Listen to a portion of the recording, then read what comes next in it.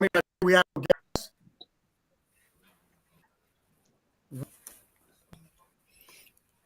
I actually watched it.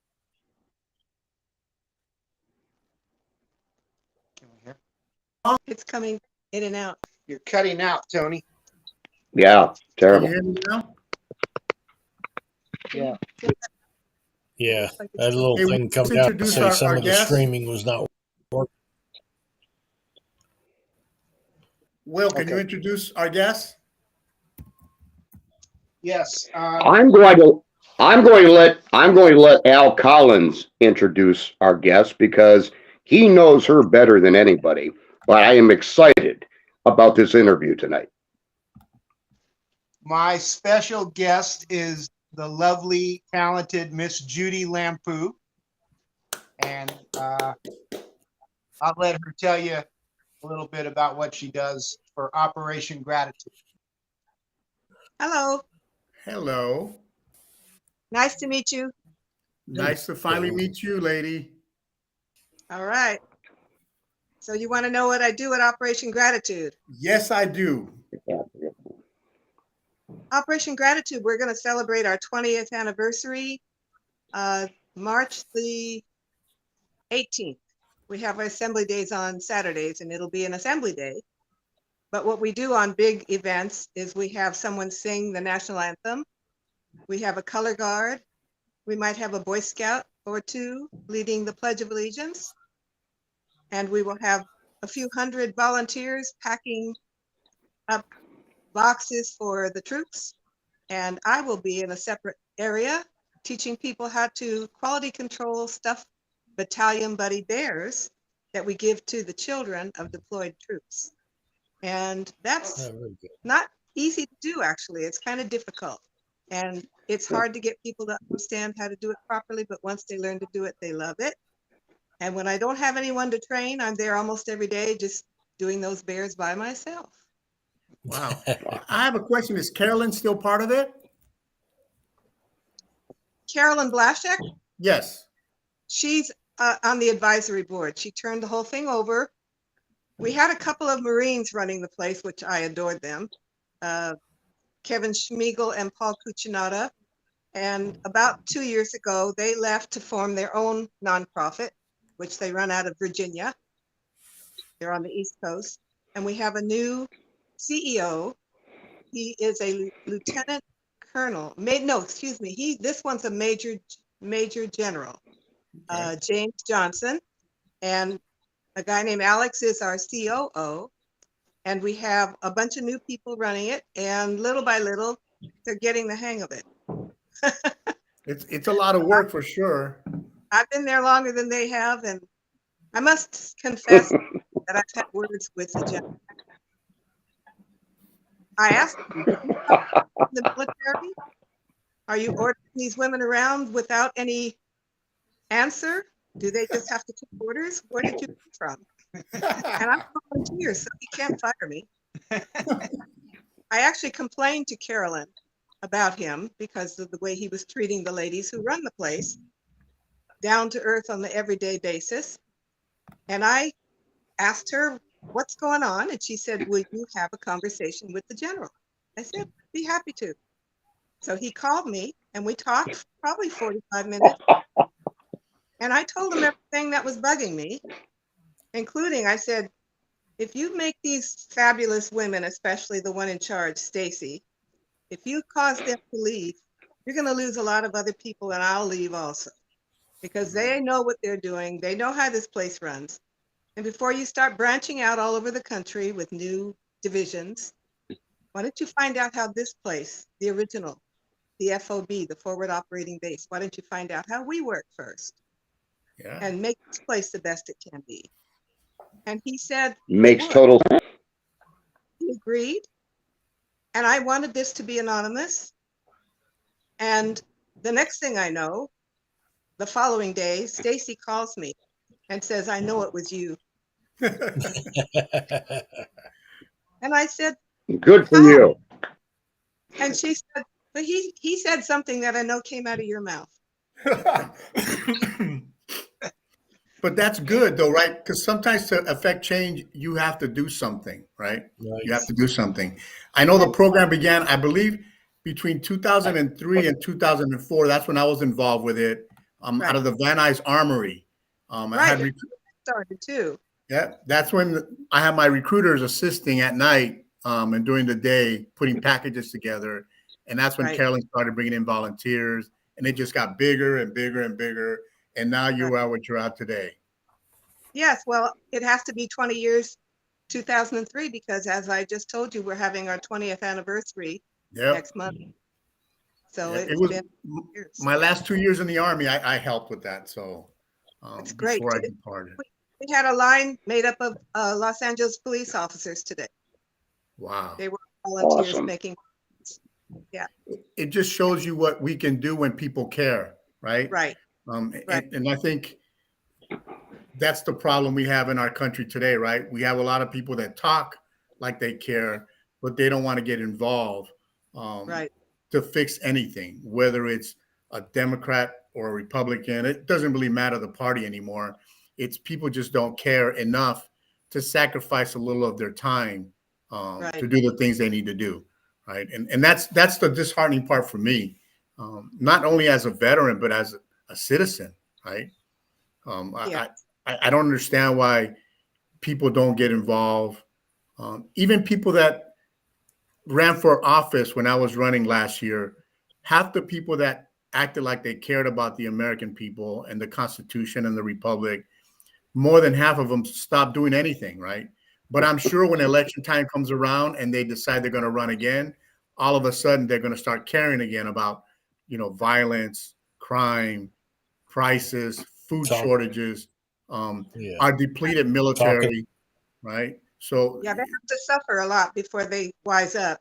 And I'm glad you said Republic. Do you know how many times I've battled with people on Facebook and on Twitter? Preserve our democracy. Excuse me. I'll tell you, Rob Reiner is one of the worst. I hate that guy. Oh my God, I hate him. On Twitter like you wouldn't believe. He's such a You're so brilliant. Why don't you know we're on a Republic? He just likes to post on Twitter stupid comments, right? Let's put Trump in jail and let's do this to Trump and badmouth anybody that supports the Republic. Like, And I love well, Judy, there were so many Hollywood stars that said if Trump was elected, they would leave the country and go to Canada. They're still here spewing their. Yeah, it's like talking to a dining room table. We really don't have to debate them anymore. They've proven their craziness. I listen to Dennis Prager, who says truth is not a left-wing value. Truth is nothing to them. Hypocrisy is a big deal on that side. Whatever they say, you can take it with a grain of salt. It's never going to happen unless it's detrimental. That's right. That's absolutely true. We do a poor job of educating people what we really are, right? A lot of people think we're a democracy. We're really not. Right. They forget that the Constitution was written for the Republic, not, we get caught up on things that don't matter. And I'll use a great example, something that's really dear to me and it upsets me more than anything is I think sometimes parents aren't really involved with their kids. And the government takes advantage of that, right? Okay, kid, your parents, they're too busy, right? So I'm going to help you. So I'm going to let you do whatever you want. And you don't have to talk about it with your parents. But now, what kind of 11-year-old, first of all, they don't really know how to wipe their behinds to begin with. And the government wants them to make decisions on their bodies. Right? They have no clue. They have no clue. The problem is if you're an active parent now, they're calling you a terrorist and they don't want you to give your input. They don't want you there. But I agree with you there. But as a parent, and I'm not a parent anymore, but as a parent, well, I am, but he's 39. But as a parent, I don't care what the government calls me, right? I'm going to do whatever. The school teachers at my son's middle school hated to see me come because when I came to school, I came with a mission, right? It wasn't about being nice. I have a problem with what you're doing in class, right? So they would hate to see me, specifically his algebra teacher at Sylmar Middle School. She hated to see me because I was adamant about certain things that she wasn't doing in the class. And as a parent, regardless of what anybody thinks about you, you need to stand up for your children, whether it's the government or the Department of Justice. You know, if you're not doing anything wrong but defending your children, screw the government, right? That's my mentality, right? It's my family. And Will and I have this, he taught me this, government begins in the home, right? So until we fix our home, we're never going to be able to fix the government, right? Because they're going to take advantage of every weakness that we hand to them, because that's really what we do. Well, I've been going to events where they talk about how Marxism has been creeping in for, you know, well over 100 years. And they've now got it down to the kindergarten level. You know, they're being brainwashed so early. And we're finding out suddenly, oh my gosh, is it too late? Have we lost a couple of generations already because they don't know anything? They're wiping out our history, getting rid of the statues, you know, like they can undo it. You can't undo history, but you can certainly try to make it seem right. And that's not helping, and the kids aren't learning anything, and it's embarrassing. Well, Judy, even the roughest times of our history, the things that we are most ashamed of as a country, we need to remember it in order to make it better. When you start revising history, there's an agenda there that is wholly dangerous for the Republic and for the Constitution of the United States. 1984 has suddenly become a bestseller again. Yeah, it needs to be. That's right. Thank you, George. We need more people to spread the message, though. I think more people with integrity to spread the message, and so that people don't get caught up on the letters behind their party, right? Because here's what happens in California. Great example. If you're a Democrat, the chances of you winning are great, even if your policies suck, right? Right. Because most Californians vote on a letter. They don't vote on the best person for the party, or they don't want to vote for a grassroots person because they're comfortable with the Adam Schiffs of the world for whatever reason. Or, you know, Governor Newsom, how in the hell does he win, right? You know, because he's got an unlimited bank account. That's why. My friend Lucy Velotsky against Brad Sherman, he spent $1.5 million and she had 10,000. How do you win against that? I know Lucy. I met her during the campaign. Yep, I worked for Lucy during her campaign. Oh, you did? I did. I helped her. I helped her write her speeches because she's, you know, a foreigner. She doesn't speak the best English, and writing is my thing. So in fact, today she texted me to fix it, asked me, how can I make this better? I fixed it. You know, whenever she needs me, I'll help her out in the writing department. Well, thank you very much for that, because she's a good person. She really has the right idea for what to do with the country. California Republican Assembly, that San Fernando Valley branch, and we elected her president and Rudy Melendez is vice president. And we've had 3 meetings so far. So we're growing as fast as we can because we don't trust the party in this state. We don't trust the GOP. Yeah, that's right. The California Republican Assembly is more conservative and more on the money. I interviewed with the LA County GOP and got my first taste of we don't really care. We're voting for the Democrat call Schiff. That was my own party doing that. So it's very disheartening because there's a lot of grassroots candidates out there that would do a much better job than the people we have in place now. Right? No kidding. I'm a member of more than one Republican Women Federated Club. I'm a primary member of the Canoga Park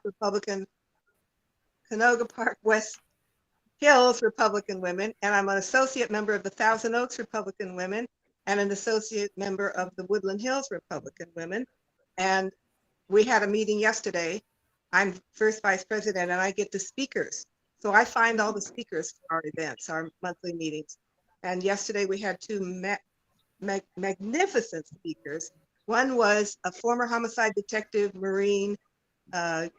He lost his son in boot camp. And it took him 1.5 years and the help of a congressman that he knew to find out what was behind it. And as a result, he founded Save Our Service Members. because they are not protected these days. What No. happens, they let his son get sick, didn't take him for medical treatment, and he died. And they didn't, and they blacked it out. They wouldn't, everything was redacted. He couldn't even find out what happened. And when he finally did find out, he started this organization because he lost his young, wonderful son because he had a very bad, some kind of virus, and he had a high fever, and they let him sit there in his bed, unable to keep anything down, throwing up for days, and finally just aspirated. And that was it. And then they didn't even want to tell him what really happened.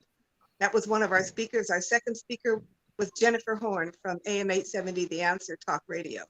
Know her also. She's on every morning with Grant. What's Grant's last name? I forget his last name, but I listen to them on the way to work every day. So I listen to him on the way to work to Operation Gratitude in the morning. So she was our other speaker, and she's always amazing. She always has something new and wonderful and terrific in her message. So she, in fact, asked if I would be on the show, on her show, along with our Operation Gratitude ambassador, Bob Donovan. He was there.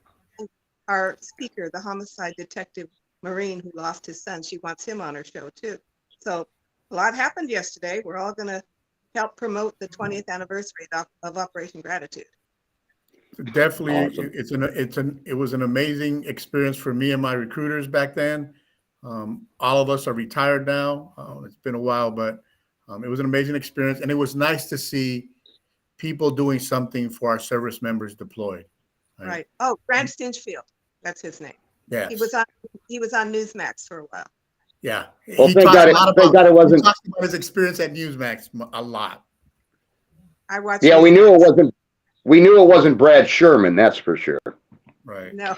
Judy, in your work with Operation Gratitude, do you see a lot of young people involved? Yes, because they get service hours. You know, students get Awesome. service hours in college. So NCL, National Charity League, mothers and daughters, they come in a lot.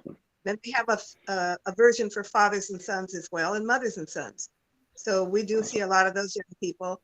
A lot of them come and make bears. They do love doing the bears. And on assembly days, we have, hundreds of people out there doing the line with the packages, but we have 2 rooms full of people doing bears, and I run one of the rooms. So yeah, they're Awesome. there a lot. It's nice to see that these young people are more on the conservative side, because most of them go to religious schools, parochial schools, and so they have a little different way of thinking than the public school kids. Or Well, even and the it was nice. even the homeschoolers. Right. COVID was a great opportunity in a way, because when children were barred from the classrooms, which I thought was wrong, by the way, Oh, yes. South Dakota and Florida proved that. But Right. but parents could have taken an active role in spending that time with their children, teaching them about the Constitution, teaching them about economics, home economics too. Look, you're going to be home for 6 months, maybe a year. Let me teach you how to make breakfast. A lot of parents did not do that, and that was a squander of time, I think. Let's remember, to be fair, who knew how long it was going to last? We were That's misled. true. We didn't know it was going to last that long. And if you were We were. homeschooled, it's one thing. But if you were suddenly home and you weren't going to public school, you didn't know what to do. It was the wrong thing to do. Parents were not prepared. They weren't. Yeah. Everybody was misled. Everybody was misled. It was a practice police state to see if they could It was. control us. And it worked. It worked because what they instilled fear in everybody. They caused people not to be able to see loved ones on their deathbed. They caused families to break up and not talk to each other, or you can't visit me because you're not vaccinated. Well said, I can't come to your house. Kind of like what BLM did, right? BLM broke up a lot of families, right? And a lot of depression, a lot of suicides. It was really bad. A lot of them. So it was sad what they did, and it's very disheartening to see the American people act and react the way they react nowadays. You never know what's okay to say, what's okay to do. even saying hello, right? I mean, people don't even want to say hello anymore because you look funny, or you looked at me the wrong way, or you belong to them, not my group. Um, Well, there's I'm no, pretty friendly. I don't let that stuff bother me. If I feel like saying something to somebody, even a stranger, I do it. Right. I'm wearing my BLM shirt tonight. Bald lives matter. Yeah, but not everybody's like you, Judy, right? So we need people like you, like I am, like Will, like Al, like Mike, who we really don't care what people think, right? I have my favorite phrase when people question me. I don't give a rat's ass what you think. This is what I think, right? yeah. I always tell people who want my opinion, if they ask me my opinion, I will say, do not ask me my opinion unless you really want the truth, because I will give it to you. And I've had, most of the time it works out. Once in a while, somebody is furious and they never want to talk to me again. I'm sorry. You asked for my opinion. I will tell you the truth. That's it. Right. And My that mother- transcends that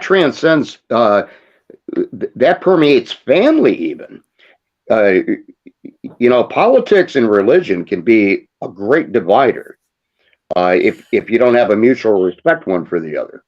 But yeah, there are family members. I think Tony can appreciate this. There are family members that disagree with me on almost everything. No. And but that should not divide the country, because I believe, Judy, that we all share some core values in this country. If we are instilled with those core values, we care about the country, we care about our troops. Unnecessary wars and regime change wars, and this thing, the last great war the United States had was World War II. Everything else has been a police action and so forth. And sometimes it has been called for on occasion, but we need to stay strong. It's like Ronald Reagan said, peace through strength. But that doesn't mean you have to go in and change every country and babysit every country. We could do so much more for the people of the United States if we just. Our common ground is, do you trust your government? No. Well, no, We all have government. the same. Government works when all parties come to a common core. When they come to a common decision, yes, these things are important. But when you hear, like this week under the Biden administration, when you hear the IRS say that they're going to start taxing food service workers on their tips. I mean, these people barely, a waitress or a waiter barely makes enough already to support himself, especially in California. Those tips are a gift. You can or not. It's a voluntary gift. Don't write Those tips on with the credit Right. card. I cash. They don't need Yep. to know. Right. Yeah, But that's those That's tips right. go to everybody. That's only one of the multitude of things that's wrong with this administration and our government, our woke government today. It's disgusting. It really is. I think And we've woke, got to get back in there. I'm sorry, too. yeah. It's- And Judy, the woke movement, woke is weak. The woke movement has weakened the infrastructure, economically and otherwise, of this country. And until that movement is silenced, we're not going to see much progress, not in this administration for sure. I love somebody sent around on the internet, Facebook and other places, all the negatives about Trump. And, of course, this, that, all the mean tweets, whatever crap, No proof. And then, but what did he do? His policies were fabulous. Okay, so we can't shut his mouth. Oh, excuse me, so effing what?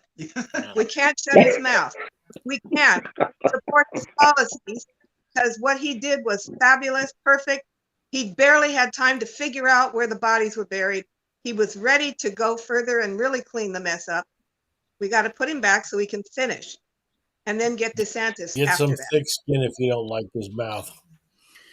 You know, I thick think Well, skin. and Judy, just capitalizing on that today, I grew up in rural Ohio, about 40 miles away from where train derailment took place over the past week and a half. And the only reason that the government acted and the Biden administration acted to send FEMA in there is because Donald Trump showed up there today. Yep. And met with the people, met with the mayor, met with a small community that probably in the large scope of things in this country doesn't matter to a lot of politicians. It mattered to Trump, and I have to give him kudos for that action today. And they were standing on the side of the road hollering USA. Know about that. They were. It's Jennifer Horn. 2 days before that happened, Jennifer Horn in Grant Stinchfield, she said to him, you know what? Nobody else is going. Trump should go there. Yeah, And I Grant remember that. Stinchfield worked for the administration. He says, I will text him. He texted him and he said, good idea. And so it started with the lady who spoke to our club yesterday, Jennifer Horn, and her partner in crime on radio texted Donald Trump and said, Well, it was nice to them at the McDonald's for defeating the firemen, the policemen, the community, and said it's all on me. Right. And he got a whole a Bolton truck full of water that was real water to him. oh, great. Good man. Yeah, I knew he was going, but I haven't read the details yet. I'll learn about it on Newsmax and but this is but Judy, this is how the Biden administration works. So Trump went there today, and now Transportation Secretary Pete Buttigieg is tomorrow. And Trump already stole the administration's thunder on this. This was like Bush and Katrina. He embarrassed them into going. Yeah. They finally said, into action. Right. If he shows up, they should all turn their backs on him. Yeah. Yep. Well, it's like everything else the administration is doing, right? Just like Ukraine, we keep pouring money into Ukraine, but yet we neglect the needs of our own republic. Can you imagine that he did something so extreme as to visit Ukraine rather than deal with Ohio? Yep. But exactly. This is the message that we need to make sure we get out, right? We need to get the message out because I think a lot of people don't watch or pay attention to what's happening. And, no, you're right. And if we don't get the message out at our level, it's never going to grow. And we need to, just like Operation Gratitude grew from a small group 20 years ago, we need to do that the way the world is working. We need to start from the ground up, make a movement, get the right people elected into office so that we can stop some of this. And I'll give you a good example. Will and I support a candidate by the name of Oscar Portillo running for city council in LA. He belongs to this group called Voices for LAPD. Well, he used to, right? Who claimed that their mission in life was to ensure that LAPD Chief Moore did his job. Well, it's fine to have a group of 10 to 12 people, but they had a candidate in their own group that believes in law enforcement, believes in putting BLM in check and Antifa in check, but yet they wouldn't come out to support him because it took effort, right? This is a kid, and I call him a kid because he's in his 30s, right? That was starting from the ground up, who really cares about the community, who was involved with the community for years prior to that, but yet, you know what? I don't want to help you because, it's Saturday and I don't have time to do that. Because of that, I quit the group. I was a member of Voices for LAPD. And because of that, I quit. And I salute you for that, Tony. That was a courageous move on your behalf. If you really want to affect change, then you need to be engaged. Don't talk a good crap every Monday at 9:00 about what you want to do. Let's go do something and get people elected that have our beliefs, and especially a young person. I mean, you don't find very young people that are engaged, that want to do things that's right for the republic, for the community, for their neighborhoods. And we didn't support them. We didn't support them at all. Are you familiar with the Hispanic Republican Club, David Hernandez's group? Very familiar with David Hernandez. He's on the AM 870, The Answer, also on Saturday from 8 to 10. I've been on his show. Yes, I know him quite Yeah. well.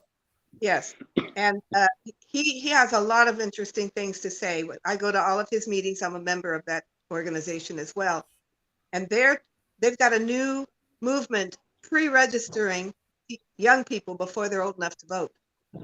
They're really on this, and That's they're actually winning, brilliant. and they're winning the That's Hispanics brilliant. because they're showing Hispanics that you're actually conservatives. Yep. You actually belong with us. Right. He's proving it. He's growing like crazy. So our hope for California is the Hispanic vote. Yes, and I agree with you. It's the only way. Getting them to get over the D and the R is going to be the big hurdle, right? Because they keep thinking back that the D is like it was when the Kennedy years, right? Who was a good human being who really cared about the republic. He was a Democrat by I guess party, but he That's truly back. cared about the republic. Tony, that's back when the Democratic Party. That's when we had a Democratic president who was actually conservative on the economy and on military issues. Right. Yeah. He would be considered a Democrat today. No. Yeah, no, I he heard won't. somebody. No, he would not. He could not. No. The Democratic Party would not even vet him for a No. position as president of the United States. I'm Jewish, and all of my family were Democrats. And now my two brothers are conservatives totally, but my sister's a teacher. She's in that darned UTA, the teachers union. Oh God, yeah. The union, yeah, we talk about that all the time. I'm not a big fan of unions for sure.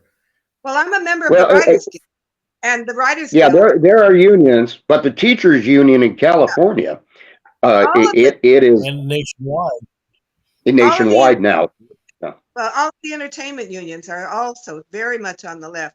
So when the Writers Guild sends me emails promoting their events that are totally left-wing causes, I send them an email back and say, don't send me that. I'm not interested. I'm not on your side. Don't do it. So for a while they stop and then they do it again. And then I say, don't send me this. I'm not interested. I won't support it. Right. So I'm not that active Awesome. Because they're so far to the left. They're all so woke. I don't want any part of them. And it's sad. Well, I was talking to a Democratic congressman today.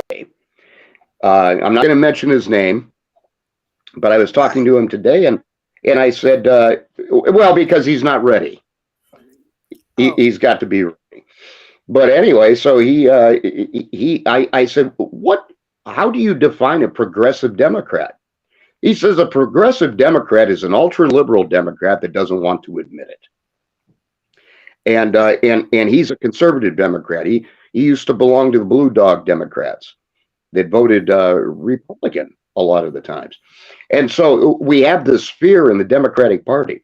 That's why on this show we support Tulsi Gabbard so much. She called the Clinton machine on the carpet. She called the DNC on the carpet, and she said, I'm out. I'm done with this.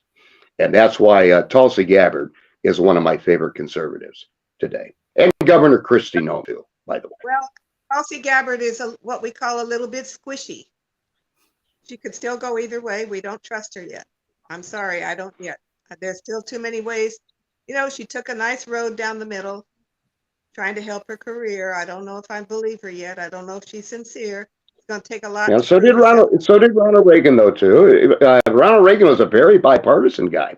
He started out as a Democrat, got along with Tip O'Neill. That is why legislation got passed, and President Reagan's agenda worked for this country because he was able to reach across the aisle with Tip O'Neill and the Democratic leadership. We don't have that today.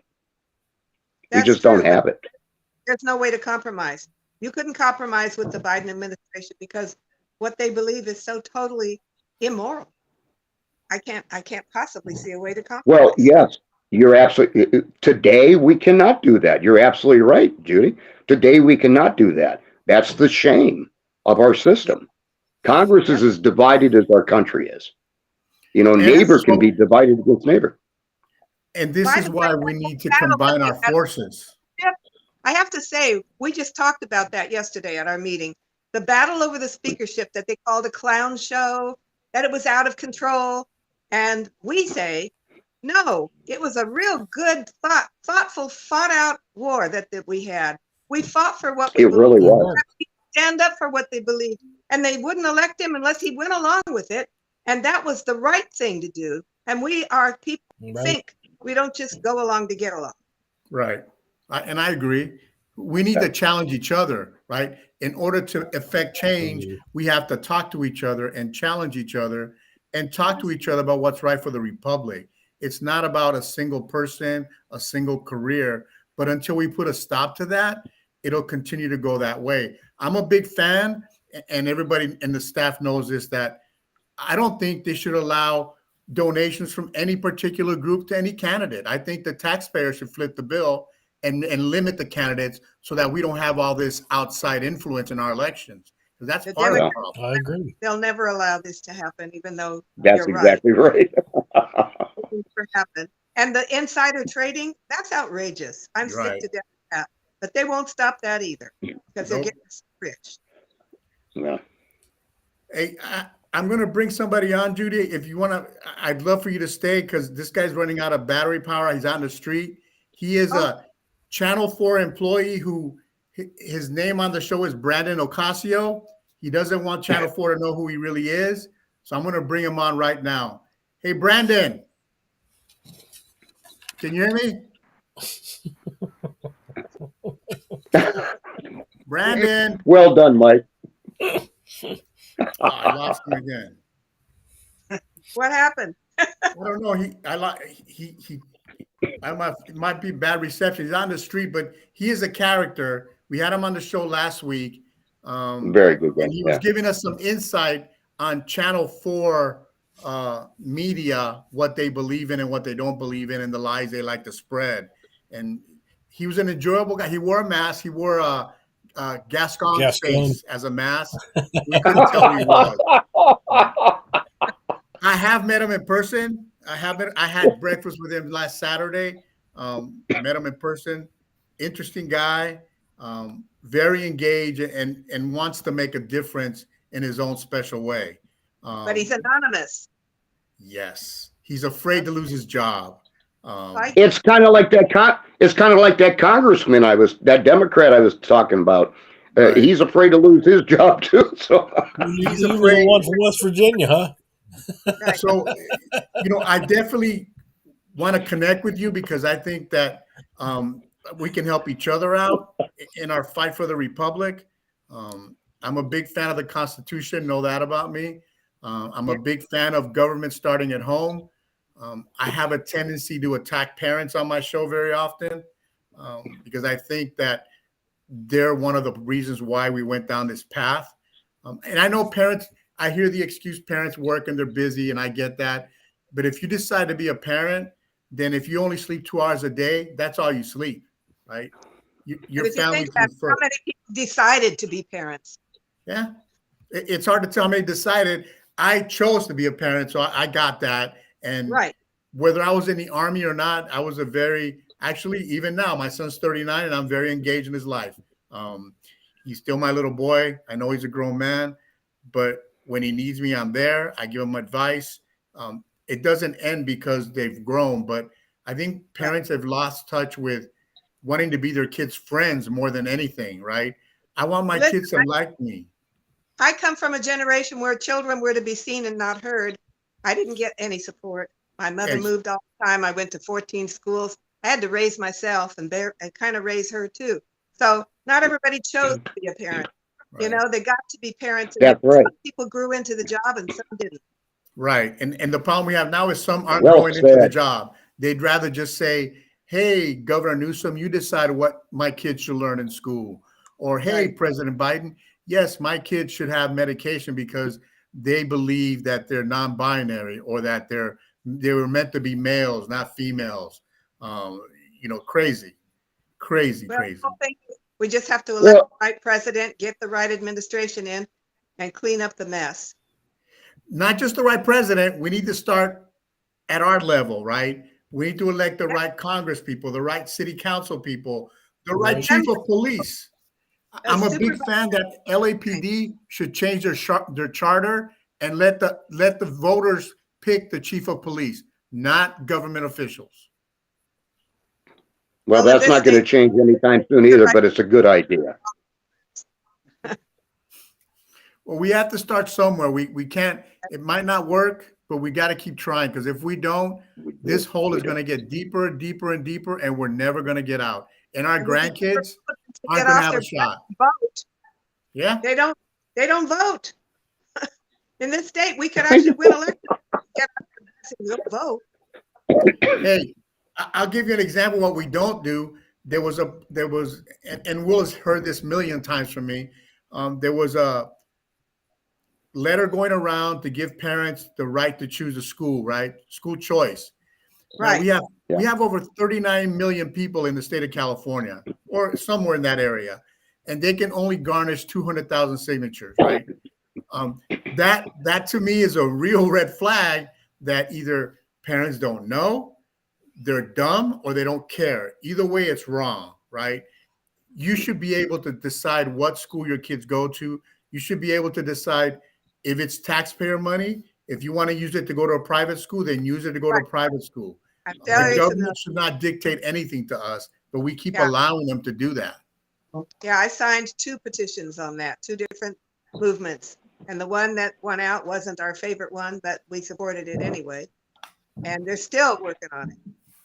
Yeah, they're going to try it again. And Right. I'm hoping out of 39 million people, they get a couple million this time around Right.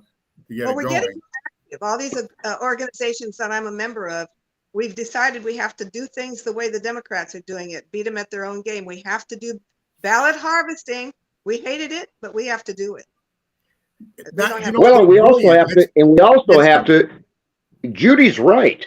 We have to, and Congressman Jack Kemp, who was Bob Dole's running mate in 1996 against Clinton Gore, Jack Kemp said the Republican Party is in danger of dying if we do not create a big tent policy for all Americans, all American taxpayers, whether they're gay or they're straight, they're Catholic or they're Protestant, whether they're black or they're white.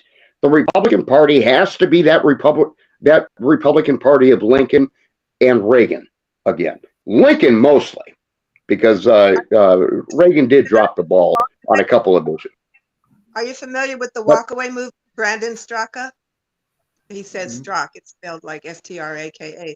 The walkaway movement, he was a gay guy, handsome young fella who believed totally on the left, and somebody You have to convinced say it out loud. Okay. somebody convinced him to listen to the speech himself and not take somebody's word. And when he saw that it was taken out of context, he turned completely around, became a huge supporter of Trump, and started the walkaway movement. And we were up That's to absolutely 500. true. We had That's absolutely 500,000 true. Facebook before Facebook kicked them off. Yeah. Yeah. Like Well, Candace Owens and- likes it. Yeah, and the point is, a person's personal life, an individual American's personal life, does not necessarily reflect their core values as far as how the country and the Constitution should be interpreted and run. Right. And Brandon, Every American in this country should have the answer to the Constitution, plain and simple. Every natural-born American.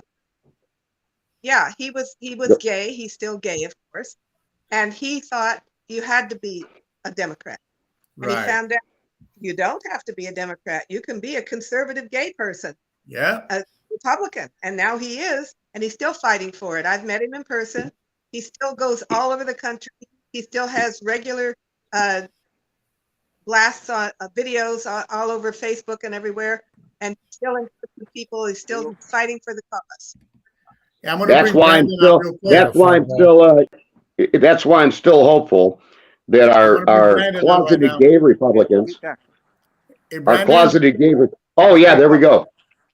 Did you get your How you doing? Brandon Acosta. We're live. We got some audio feed problems. I hope you guys can hear me. go ahead, Brandon. Hear you well. Go ahead.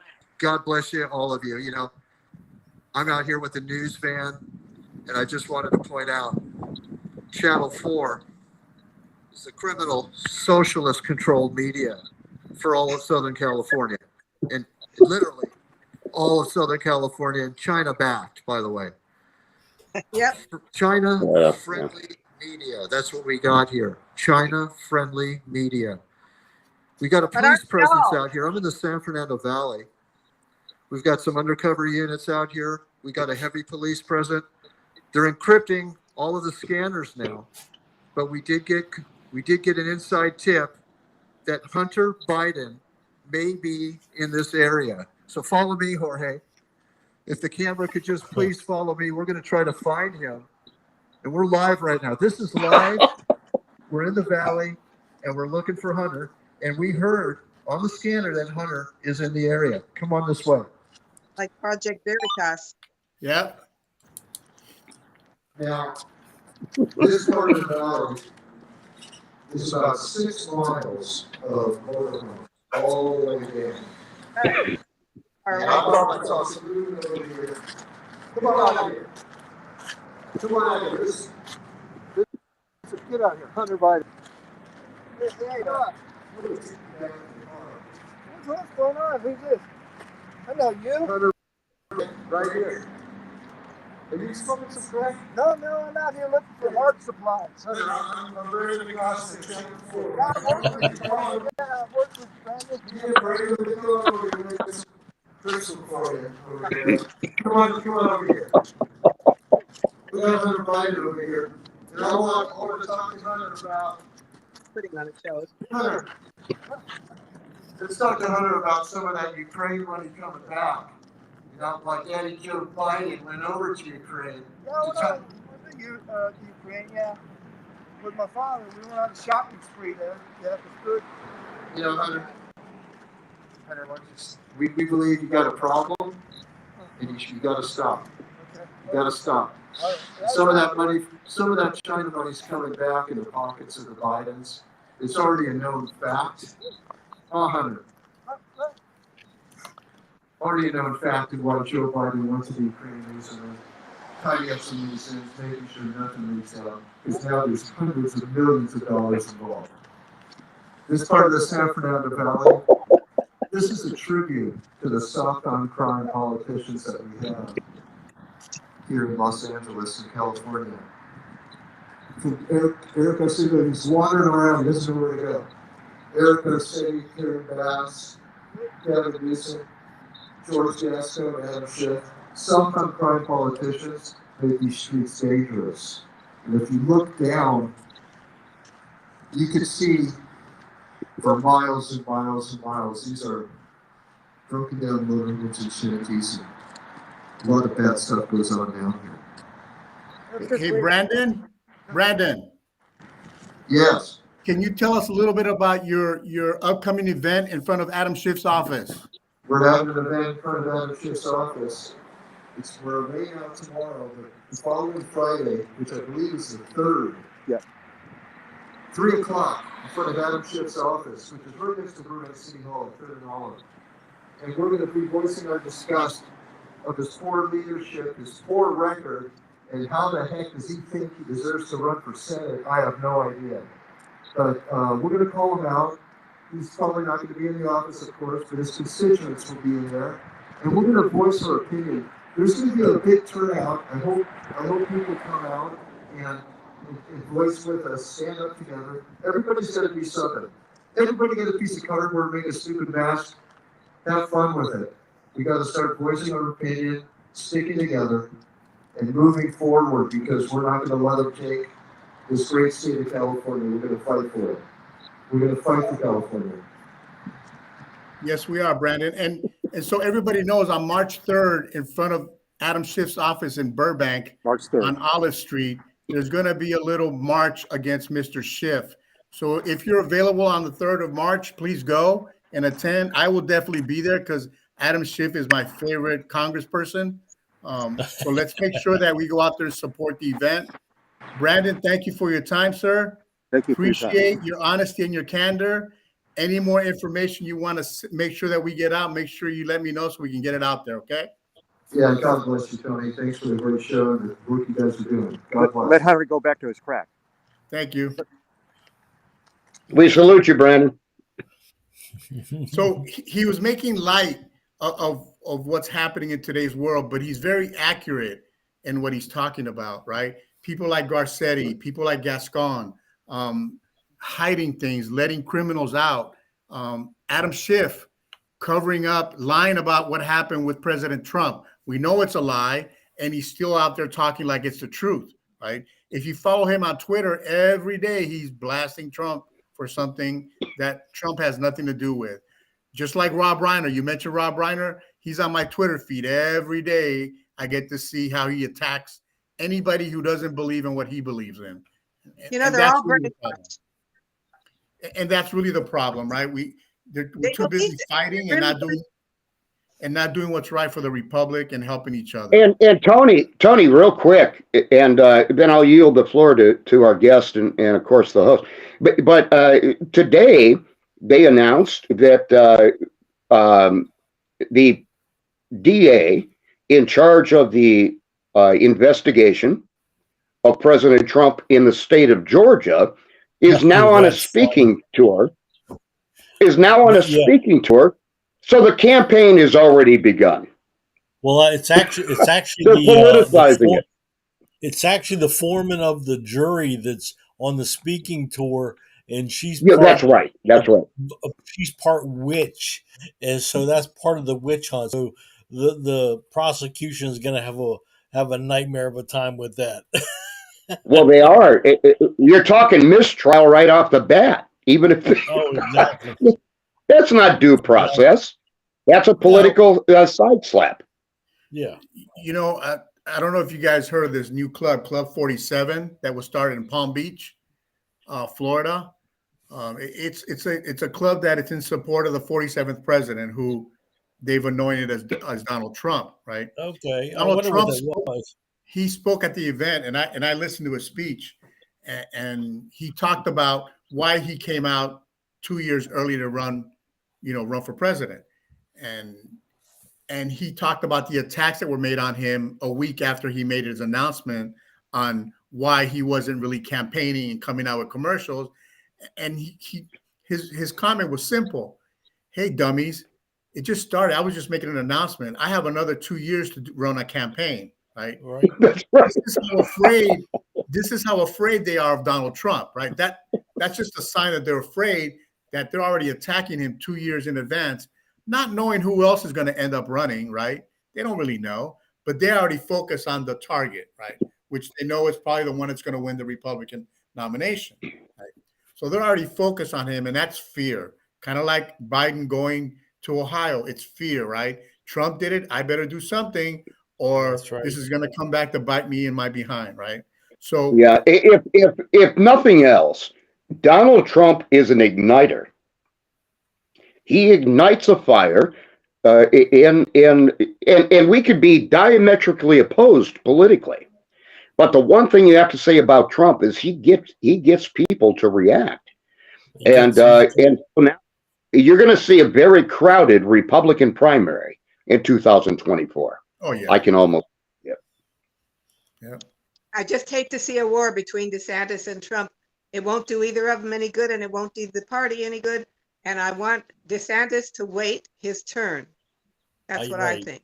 And I agree with you, Judy, but I want Donald Trump not to attack him, because in that speech, I'm afraid of they'll attack each other, which is not good. Right. It's not good for the party, and it's going to break the party up even more. And we already have a problem working together in California. Imagine.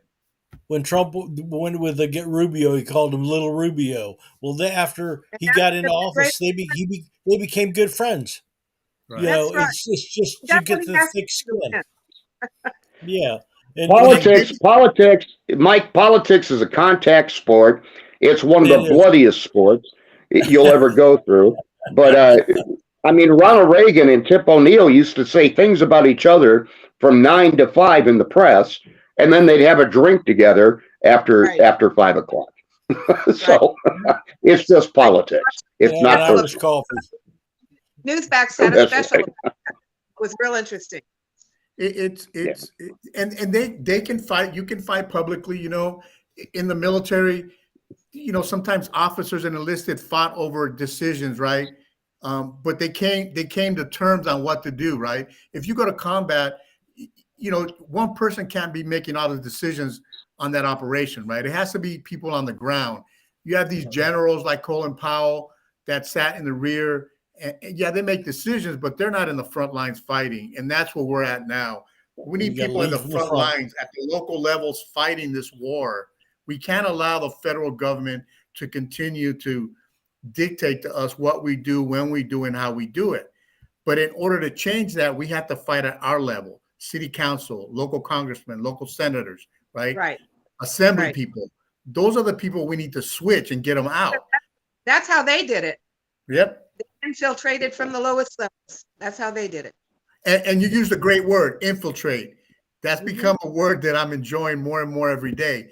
We have to infiltrate that party one way or another, right? We don't have to change our views. We might have to change our letter to get in there. There's a candidate for governor by the name of Daniel Mercury. You might have met him. I'm not sure. I don't think He's a good man. He's a hardcore far right Republican, very religious. I don't agree with everything he says, but one thing I do agree with him is he said, Tony, the only way to win in California, we have to fight like them.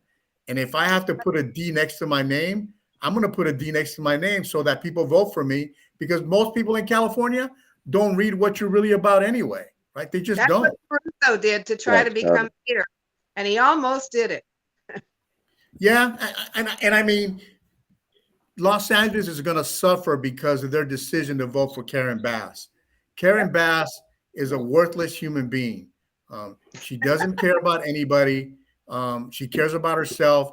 And of course, she cares about her cronies, Biden, Kamala, those people. She was But worthless she doesn't care in about the local Congress. people. It's a stepping stone. She wants higher office. No, she did a great job as a congressperson, hiding and not doing anything, so she could do it again, right? Which is sad. It's kind of disappointing to see that people don't really read about the people they're voting for. And I'll use me as an example. There's that Ballotpedia website, correct? You've heard of it, right? In my race, there was only 2 people that put their actual views, what they truly believe in. That was myself and Adam Schiff. There's 9 other candidates, and not one of them put on in writing what they really believe in. You know why? Because they don't want to be held accountable. Of course. And we shouldn't vote for people like that. And a lot of those people got a lot of votes, right? But not because of what they believe in, is because they're advertising or the way they looked, or they belong to a specific group and they got supported. And we didn't support the right people. And at some point, the American people need to take responsibility for this cluster that we're in now, right? It's not just the word responsibility. Well, we need to teach them, and we need to start from the ground up. And that's why I'm a big fan of from the ground up. Let's talk to the neighbors. Let's talk to the kids. Let's get them involved, right? Let's not allow the school to teach our kids using CNN, right? And that is a true story. My grandchild, one of her classes was watching CNN when Ukraine began to ramp up, scared the living daylights out of her, talking about World War III, right? To an 11-year-old child. Give me a break. You're not educating the child, you're scaring the crap out of them. Right? But we allow it. And that's the culture, of fear that we talk about all the time, Tony. You can't, there is no government if you're governed by fear. What about the 11-year-old Ukrainian children? What are they going through? I mean, I'm sorry. Our kids are too protected. I'm sorry. They should know what that's about. They should know that these reality are going through. And I don't mind teaching reality, but I don't want reality to be taught to them. Hey, there's going to be World War III because of this, without explaining the facts. You tell an 11-year-old, there's a good chance there's going to be a nuclear war. All of a sudden, they've lost focus. They're not going to understand about that 11-year-old Ukrainian kid. All they're thinking about is there's going to be a bomb that's going to blow up my house, right? That's all they're thinking about. Maybe because I had a hard life and a difficult young life, I always was prepared and expected all kinds of things to happen. And I always knew when we were growing up, though, we had the shelters. I don't know if in school, right? We had the drills in case of a nuclear attack. We Yeah, grew up that way. yeah, drop under your desk and it'll Yep. save you from a nuclear bomb. Or run or run into the shelter downstairs, right, in the basement. So it was a different time. I just think that we need to do a better job of educating our kids, educating our families, and showing them, right? Because if you don't show them, it's not going to work, because they're going to watch Facebook, Instagram, news, right? And whatever they hear in that bit of minutes they hear, oh my God, this is really going on. Well, no, that's not what's really happening. Florida's a great example of a lot of negative media, right? A lot of things. There was a school district that took away Roberto Clemente's book out of the library, right? I'm a Puerto Rican. He's a Puerto Rican baseball player, was. People got offended. They blamed DeSantis. It wasn't DeSantis. It was the school district that did it. That's right. Written in the book. But everybody assumed it was Ron DeSantis. He didn't do it. But we listen to the media, and the media makes you believe whatever they want you to believe. Right. Yeah. Well, Tony, before this show is over, I want to give a big salute to Judy right off the bat for her work with Operation Gratitude, and I want to give a big salute to Al Collins for bringing her to this format. And Mike, I like your new hat, and I like your shirt. And Tony, I give you the floor, my friend. Judy, I want to thank you for coming on the show. It was a pleasure, an honor to meet somebody like you that's a volunteer and very engaged, not just with Operation Gratitude, but in politics and trying to get the information out. Anytime you want to meet, talk, I will go to any speech. I like to listen. I want to help. Whatever I can do. Al, give her my info, my contact info. I will. Definitely super happy to meet you, and I'm so glad you were on the show tonight. All right. Thank you for having me. Thank you, guys. Good night. You got it. Night. Thank you, everybody, for tuning in to the Tony Rodriguez Show. You can follow me on social media at Tony Rodriguez. You can also go look me up on my website, Tony4America.us. Thank you, and good night, everybody. Good night.